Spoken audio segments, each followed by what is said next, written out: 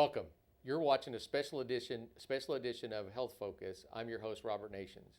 This show is going to be focused on life as a sister, so I brought an expert, Sister Marion Schubert. Welcome.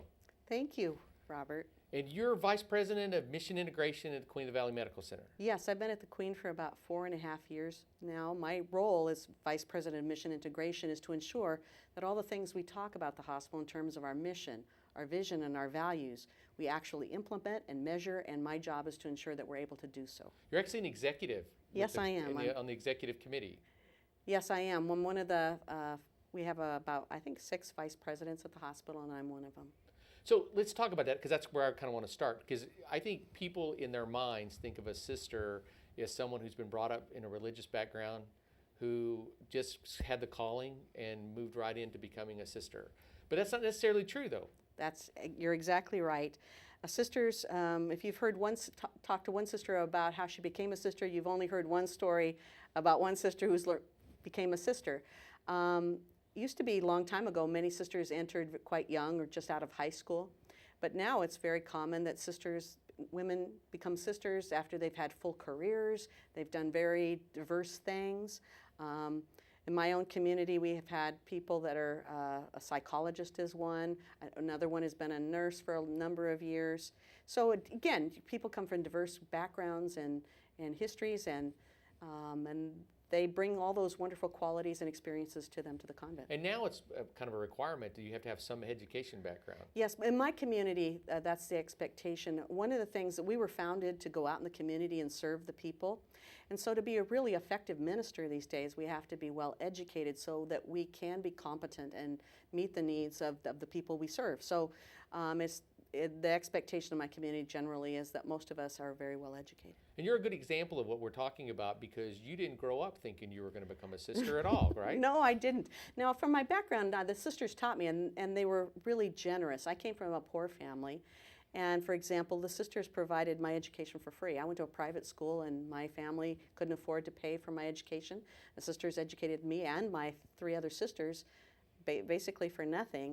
They were good and kindly to us. And so later in my life, when I was in college and I started thinking about what I wanted to do, and I thought about religious life. At that time, I wouldn't even, I thought it was a call, but I wasn't certain. So when I entered, and I think I've told you this before, I didn't think I was going to stay. So I kind of thought, oh, this will be something fun to do. And then later on, I'll do something else. Well, the joke's on me. 33 years later, I'm still here.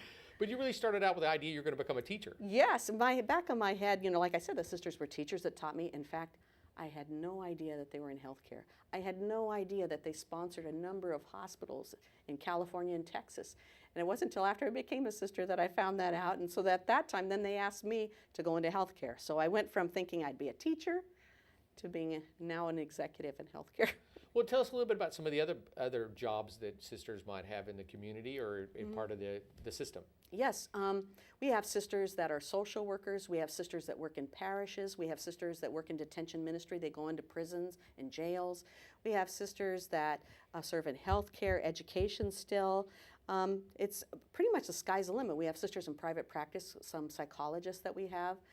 So we have, depending on a person's interest and their experience and background and their desire to serve, we have a lot of people that do so many different things. And tell me a little bit about a daily life. Tell me about, because you guys live, I think the vision is you get up, you go to church, and you spend time with the rest of the sisters, and that's it. Now, we've kind of clarified that a little bit. You actually have a full-time job as an executive with the hospital. Tell us more about normal life as a sister.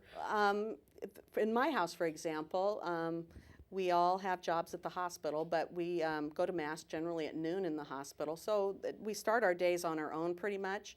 I usually see them at Mass at actually 11:30 at the hospital. Then, and we may join each other for lunch. Some days we don't. We work for the rest of the day. Then the evening we have someone cooks dinner, so we all take turns cooking dinner, shopping, making sure the house is clean and taken care of. After dinner, we pray together again in the evening for a while. And then our evenings, again, we spend in community. I usually spend some time downstairs with the sisters, especially Sister Lorraine. And So again, we live a pretty normal life, but it is a life that's full of activity throughout the day. So my day today, as you know, we started early together in the morning, and then we're having employee forums where we give information to our employees. We've had several of those. I've met with our CEO of the hospital for my weekly meeting with him. I met with signed some grant dollars and things across the street for our community benefits people. So been on the You've been doing a variety of things today. Yes. But let's move on to, because I think other people think, oh, it's just a huge sacrifice that you've made. Do you look at it that way? No, I think in everybody's life there are things that bring them fulfillment, and I wouldn't be a sister if I didn't feel fulfilled. Of course, in every life there are hard decisions and hard things and things that we kind of wonder about. For example, I'd love to have been a mother. I know I would have been a great mom. I loved doing pediatrics, but by saying yes to being a sister meant saying no to having my own children, having a husband. So those kinds of things, there are trade-offs. But I would imagine, just like you, if you got married, when you got married, I assume you're married, and had children and a family, that meant letting go of a single life, meant maybe some other things you might have wanted to do, maybe travel or experiences. So saying yes to one thing means saying no to some other things. Yeah. And the same thing with me. And talking about male versus female, I've never heard of a male sister. Is that a possibility? Well, actually, there are male communities, just like with sisters are female communities. For example, the Christian Brothers here in town, that run just in Siena High School, they have the Christian Brother Priory up there. They're the same thing. They're religious, but they're men, and they take vows. Now, none of them are priests. That's part of being part of their group of their religious community, is that they never become priests. So that would be an example of a group of men that do that. Now, in my community, could we have men? Again, we're sisters and we live in community, but we do have different types of, in the past, and different groups of Sisters of St. Joseph have what's called associate programs, or programs where lay people, both men and women, can further their relationship with a religious community in some shape or manner. I'm really interested in this mentoring thing, so people can just show some interest and come and join a group. Is it like a group? Well, actually, we have a variety of different experiences depending on people's interest. In my community, for example, just in healthcare alone, we have a program called Mission and Mentoring, where what we do is we ask certain individuals, especially leaders in the hospital, to have an experience, what we call a faith formation, where we get them to understand what it means to lead a healthcare ministry, so that if there are fewer and fewer sisters, if there aren't that many sisters, how will they know how to act in such a way that our mission, vision, and values are infused throughout the organization?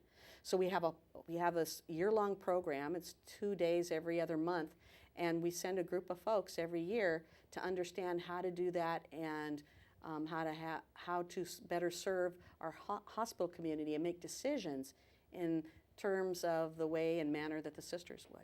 So, last question. Why do you wear a habit? I don't. I know. Why? Why don't I? Actually, my community was founded in 1650 in the south of France.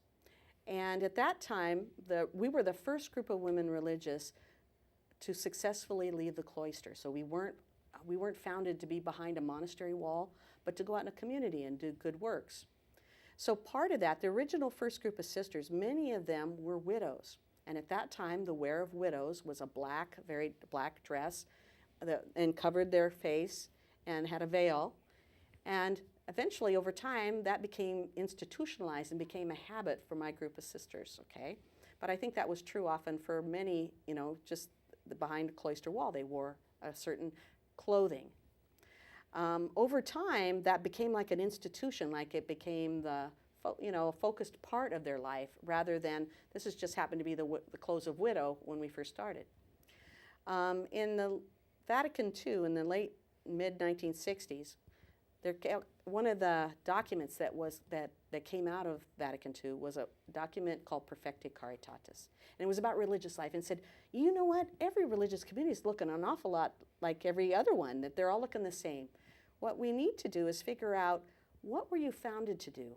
And go back to your original roots, because we think you've lost something very important. So we did just like that document asked us to do. And we researched and we found out all these things about our founder.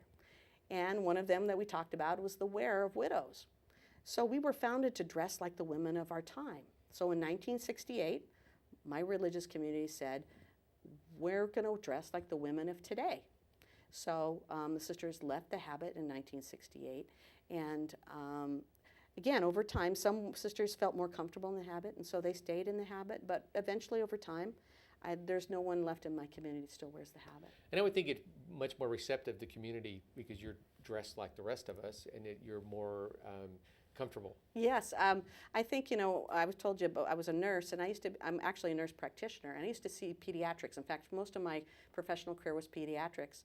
And I can imagine if I was wearing a full habit, would I scare the children? Would they be receptive to me? And so the habit has its very important part in that I think what it does is it publicly identifies a woman as a sister, but it also has its drawbacks. And one of the drawbacks is it probably turns some people so that they're frightened of us or wouldn't talk to us. And so we've decided that the best way for us to serve the people of God right now is to dress like the women of today. Well, I appreciate you coming today. Oh. It's been interesting learning about life as a sister, and I always enjoy visiting with you. Yes, it's been fun. I always enjoy speaking with you too. Well, thanks for joining us. This was Health Focus, and we want to say thank you to Sister Marion Schubert, who is the Vice President of the Mission Integration at the Queen of the Valley Medical Center. And if you'd like to reach her or learn more about being a sister, you can always go to www.thequeen.org, or you can call 1-877-QUEEN-LINE. Thanks for joining us.